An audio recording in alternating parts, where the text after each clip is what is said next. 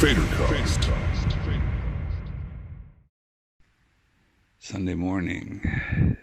This morning I got an email from myself from last year because there is a website called FutureMe.org. Is that the website's name? Let me check. Yes, FutureMe.org, where you can, for free, send yourself an email from the past into the future. So basically, if I write one today and I say it should be sent to me in 5 years, then in 5 years I get an email from myself. And I wrote two. I wrote one last year, and I wrote another one last year at the same day that will now come in 4 years, so 5 years from last year. And it's very interesting. It was really interesting because I just asked myself a lot of questions. What has been happening with this and this and this and this? And I was kind of positively surprised that about half of the things came to pass, that they happened and to my favor. And about half, didn't happen, but that's always how it goes. And it was a good reminder to focus on some things that I haven't been focusing on, and a good reminder that a lot of things actually went well. So when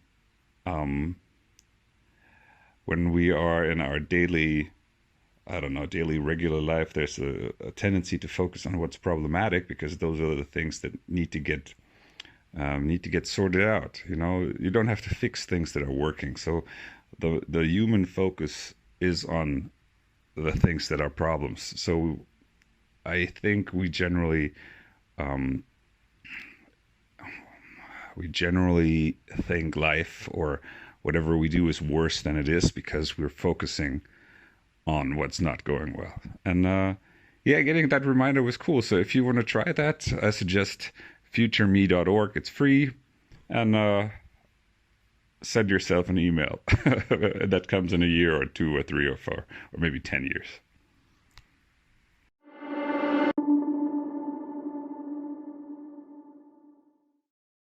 Monday, 2:45 afternoon, and I just arrived at the rehearsal room, completely soaking wet, because it's been raining in the morning, and then the weather report said no more rain in the afternoon. And so I said, let me take the bike. It's a good warm-up. And about 1 minute on the ride, it started pouring, so I decided, whatever. It doesn't matter. And it doesn't matter, but my pants are sticking to my legs right now. So let's see. Another rehearsal today, and last one wasn't too bad at all. So let's see how this one's gonna go. I think I'm supposed to do an hour today. I think that's the plan. And I already did an hour last week, so that was not a problem. But unlike last time, I'm gonna just add 1 or 2 more screamy songs just to see how the voice holds up. Or maybe I should probably do maybe 4 or 5 heavy songs today, and then reduce that towards the end of the week. So it's like 5 today, 4 on Wednesday, and then maybe on Friday I do 3. What that does is it gets my voice used to the to the demand of the heavy stuff, heavy singing, while at the same time not overreaching, overstretching, exerting the vocal cords. So basically the 5 heavy songs today will carry through, and then I have a few days of break, Saturday, Sunday. Next Monday I can go up to 6, and then maybe go 6, 6, 4, something like that. That should be easily doable, especially because at our gigs there's not that many heavy songs anymore. Back in the day it used to be 18 out of 20, and now it's maybe 10 out of 20 or something like that. So that's good. Let's see how it goes. Oh, that went surprisingly well. And no problem. going 65 minutes today. All the heavy songs that I wanted. Condition's pretty good. Like, even my cardio is pretty good. And should be in tip-top shape in 4 weeks. Looking forward to it. FaderCast. Wednesday afternoon, 3:30. Danny Deltamo just left, and we recorded 2 podcasts. One about the German rap troubles that are going on with a German rapper called Samra, and one called Nemo, and some chick called Shirin David, who's basically like the fake wannabe German Nicki Minaj, something like that. Whatever, doesn't matter. And we recorded another one, 2 episodes. One we'll put out today, and so when you hear this one, it'll already be out, but you have to speak German. And one goes in the queue. Podcast recording with Danny always fun because, we can just hang out and shoot the shit as we would usually do, but record it. Very, very simple. If you speak German, check out the Mal was anderes podcast, which is the most intelligent music podcast ever in the history of all podcasts. Most definitely.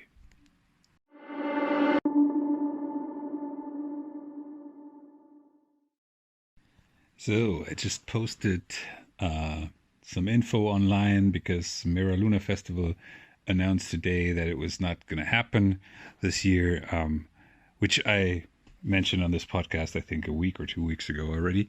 So I mentioned that we're going to play the 2022 edition, blah, blah, blah, just the normal thing, just, social media info stuff. And there's a guy, doesn't matter who it is, who just commented the most boring stuff again, which is, always the same bands. I am not putting my money into these festivals, blah, blah, blah, blah. And I just replied quickly, nobody cares about you not being there.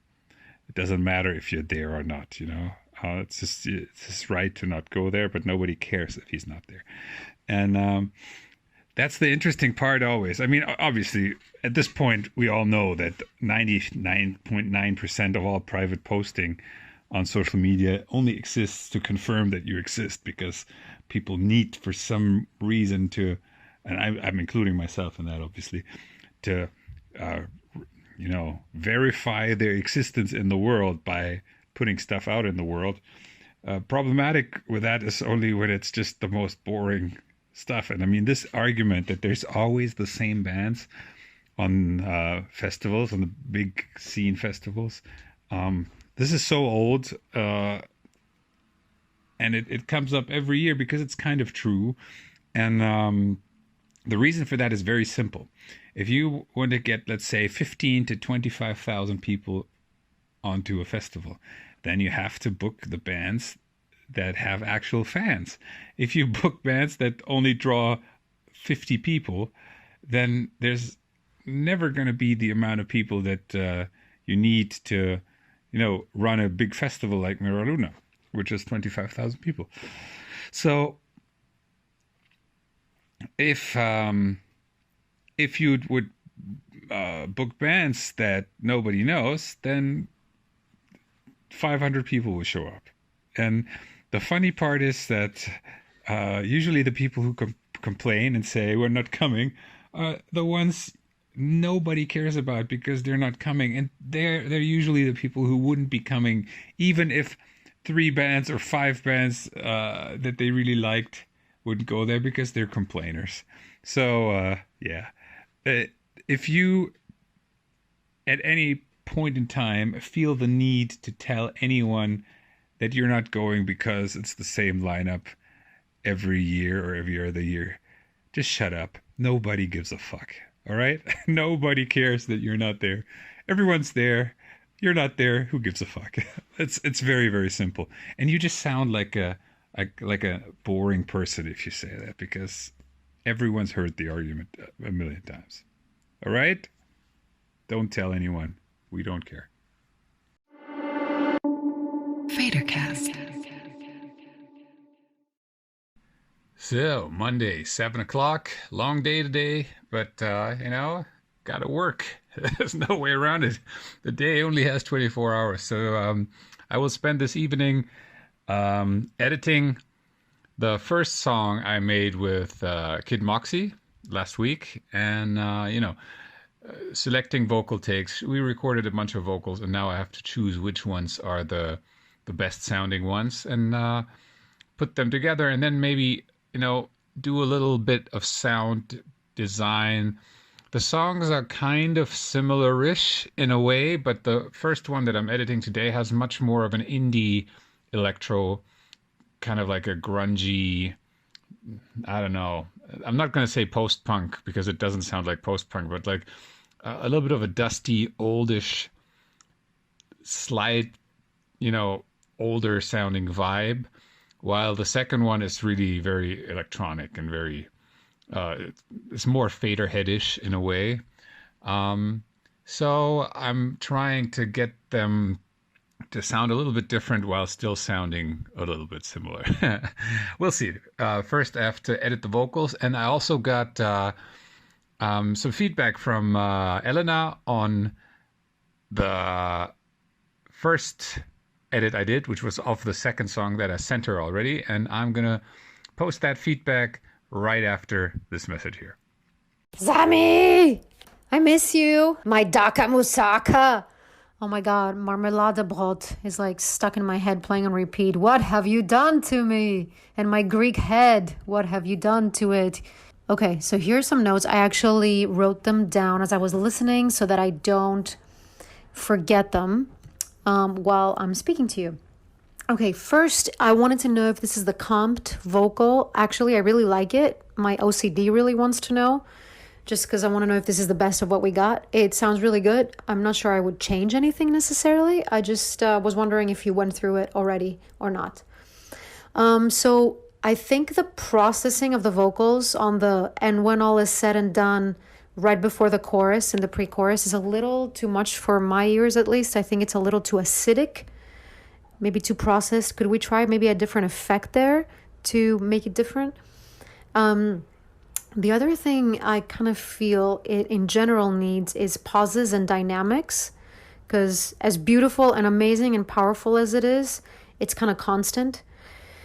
So maybe we should introduce a pause somewhere. I know you're probably going to do that already, but I'm just saying it because you asked me to give you notes. So I'm exhausting my options here. Maybe perhaps, here's an idea. Maybe like in the beginning of the second verse, it could possibly be that I'm singing on a less instrumented sort of arrangement. So it's more bare and the voice kind of rings out more. The beginning of the second verse. You are my all-time high. That sentence. And drop it back, I guess, whenever you feel. I think also the end of the last chorus, we could drop... No, I mean, not the end of the last chorus, but sometime in the last chorus or before that. Again, we should drop some of the instruments so we can come back more dynamic for the very, very last time. Yeah, just creating some dynamics would be awesome in general. I think that would also apply to maybe the second chorus when I say unbroken, which is like our main word there. I think to make it pop more, it would be cool if unbroken, when I say that, underneath that, there's not as many instruments. And that way we make the second chorus a bit different as well. The only thing I'm not sure I'm feeling is my unbroken mannish vocals, which you probably have pitched down my vocals towards the end. It sounds a bit too fake or too weird mannish. I don't know. I'm definitely going to add some Vangelis synths, like I said, in the break part to bring the synthness of it a bit up. I think that's it. Oh yeah, and maybe in the last chorus, it needs something different to happen to it right away to make it pop instead of waiting at all. I don't know. What do you think? That's all for me. Big hug, big hug. I'll talk to you soon. So you heard this long message from Elena giving me her thoughts on the demo preview that I sent her, and my answer to that was I agree with everything you said because I do. These were exactly the things that I was thinking about that need to be fixed. And then we started making wedding plans. No, just joking. I mean, we actually discussed this for a second as a joke, but that voice note was why I like working with Elena, because she's very specific. She has a good sense of what she wants and what she doesn't want, and she really knows, you know, knows how to do this, which is super rare. And I prefer notes like this, especially if I agree with all of them. But even if if I would have disagreed with 90% of it, I would have preferred a note like this than some, yeah, I don't know, it's just not right.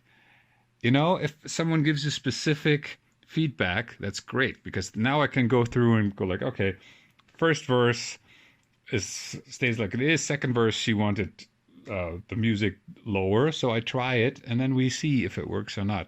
If the feedback is just like, I don't know, it's just not right, because maybe the person doesn't know how to achieve what he or she wants to feel, then it gets really complicated. And yeah, I was very happy with this feedback, and I'm gonna edit the vocals for the other song right now, but this is really helpful. FaderCast. I just talked to Gosha. That's the young guy, hip hop guy that I recorded with last week, and whose track I edited on Monday.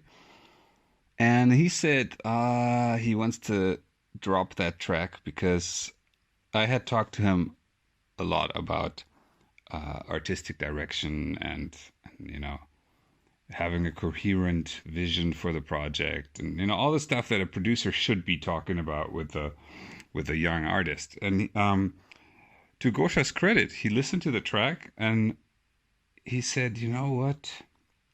I like what we did, but I don't think it fits with the idea that I have for the project. And he apparently has been sitting down and writing lots of brainstorming stuff, pages and ideas and whatever. And so he said, "Oh, maybe we should. Maybe, you know, I don't want to release the track anymore." And I really like that. I really like the fact that, first of all, he thought about the things that I said and found them to be valuable. And then second, that he had the balls to say, yeah, if I think about that, then the stuff that I already had doesn't make much sense anymore. And that's a good decision. It means I edited vocals for nothing, but that doesn't matter, because in the grand scheme of things, it tells me that Gosha is a guy who, first of all, wants to do the right thing, as in, it doesn't matter if there's an idea or a track. If it doesn't fit with a thing, with a vision, with a direction, then it doesn't fit. So it has to go. And that's a very good attitude to have. And I like that. It means I worked for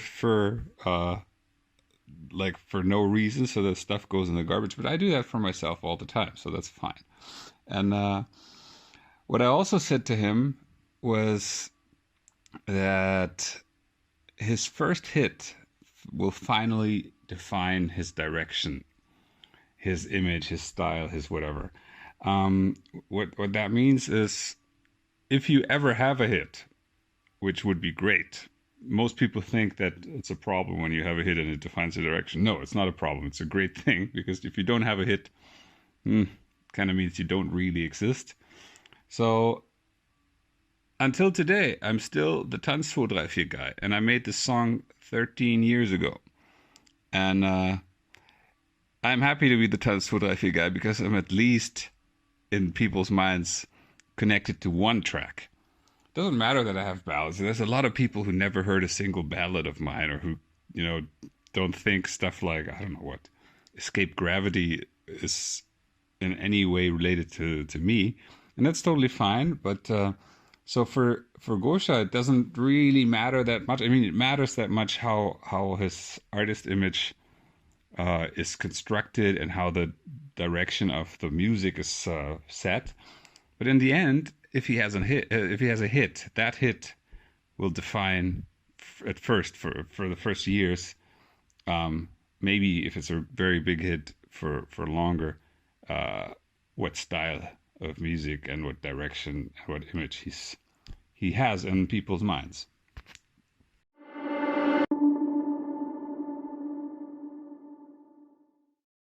All right, Wednesday, 11 o'clock in the evening. I am finished with my Patreon stream where I did a rework of a song of one of the mentoring patrons, which means he sent me a demo and I said, this is not terrible at all, but improvements can be made. And so I made these improvements on the stream because it's much easier to show them than to explain them all. And now it took about 3 hours now, and the main takeaways from that were, and they are usually the main takeaways of all kinds of rework of demos. Could be professional bands, could be amateurs, could be beginners, doesn't matter. It's kind of the same always, very often at least. The first thing I did was I shortened the song and tightened up the structure a lot. Basically, I cut everything in half, so the verse is half as long, but then I just repeated them later. But generally, musicians tend to take too long to get to the point, and so I made that much tighter and had much more velocity in the song, one part after the other. The second thing was, what was the second thing that was important? Yes, I changed the bass line in the chorus from being kind of like a one note bass line to having a little bit of more melody. And before my note to bass line changing, I was convinced that it was a better idea to have a melodic bass line. When comparing them, the melodic bass line wasn't much better than the old bass line, the one note bass line. So I wasn't really certain that my decision was correct, but in the end, I removed notes from the melodic bass line so that I had less notes, but still a melodic bass line. And that ended up being the right thing. Fruitful. It was a fruitful 3 hour stream. And yes, I'm sending the file now to Kay, who made the song, the original one. FaderCast. Thursday morning, 9 o'clock. This is a warning. Do not read a James Patterson book if you want to just read a few pages before bed. I had set up my computer from 8:30 yesterday in the morning till 11 at night, straight through, maybe except, for going to the kitchen and eating. So I figured I'd read a few pages, just a few, one chapter before bed, just to, unwind my brain from all the screen time. And the worst thing you can do is read a James Patterson book, because he really knows how to write a story. And I mean, it's all simple stuff, like thriller stuff, but geez, I was up till 2:30 and I wanted to continue reading. And then I kind of said, oh, no more. Oh, don't read James Patterson books if you just want to read one chapter. It doesn't work. The guy's too good. Be warned.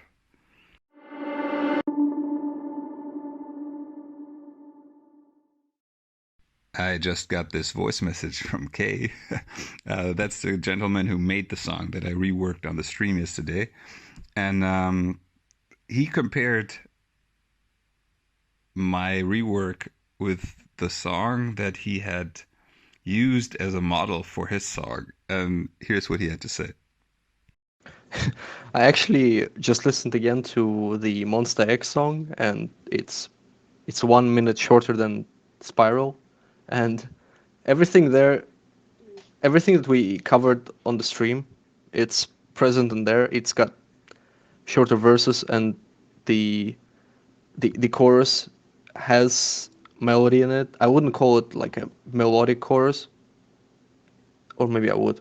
Maybe I'm just being salty, but no, it is a melodic chorus, and the breakdown middle eight after the second chorus, it's also much shorter, like by 4 times than mine. So yeah, you're right. It's very easy to implement that. Maybe I wrote too many lyrics actually, despite everything I said before. I wrote too many lyrics for the song. FaderCast. Just got done with another 60-minute rehearsal, and we play a lot of songs, man. But it's getting better. It's getting better, and I got through the second 60-minute set, even with the heavy stuff. It got tough on the last heavy one, but that's okay. Tomorrow I'll cut it short. I'll just do less heavy stuff, and it'll be good. I think this show should be very cool if everything works fine. Well, obviously nothing will work fine, but you know what I'm saying.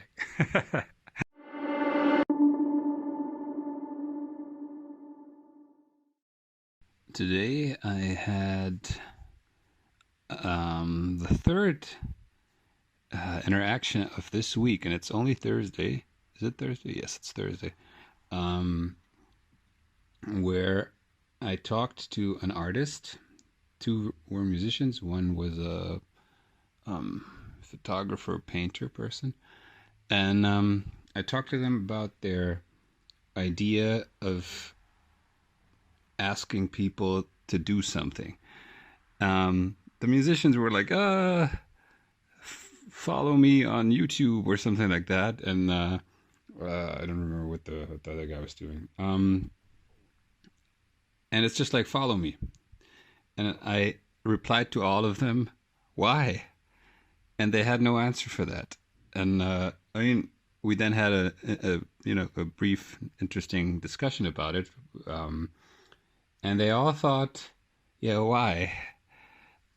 And that's always the thing with artists. One of them said, yeah, to feed my insecurity and my ego. I mean, he totally got where my question was coming from. Because if you ask people to follow you or to do anything, you have to at least tell them what's in it for them. Because otherwise, why would they do it?